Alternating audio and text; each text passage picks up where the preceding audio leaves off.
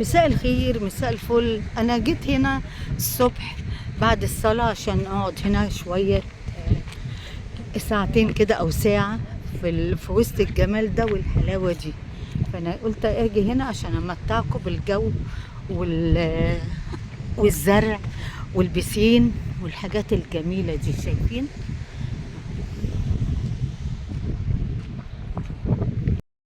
قلنا اليوم النهارده نقضيه شويه كده كام ساعه في القعده بين حوالين البسين والبحر الجميل ده. شايفين الجمال؟ قلنا نقضوا كام ساعه كده، وانا مروحه كده عشان احضر الغدا. اليوم بقى كده حلو قوي قوي. وانا مروحه دلوقتي وبوريكم برضو بقى القريه وجمالها في الشتاء. حاجه عظمه قوي قوي قوي. انا يعني حلوة. أنا فرحانة بالقرية. القرية جميلة جدا. أتمنى اللي يجي يصيف هنا. هدوء، ما فيش شوشرة، حاجة جميلة. مش عشان شتاء بس فهدوء، لا، بيقولوا هدوء لأن الملاك بتاعتها بس هم اللي بيجوا هنا بس.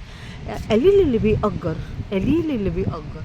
فعشان كده حلو جدا جدا. في ناس مخصوصة للتأجير بس. البسين هنا في قرية الجوهرة، البسين ده اللي كان فاضي ويتملى من مية البحر. بصوا بقى جماله بعد ما اتملى. بصوا، شايفين؟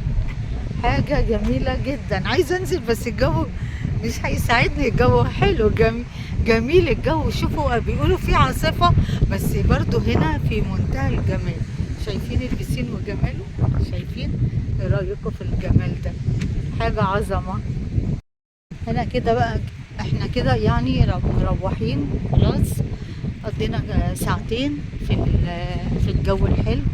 نروح بقى نعمل اكلنا وغدانا عشان نقضي بقية يومنا في الشاليه.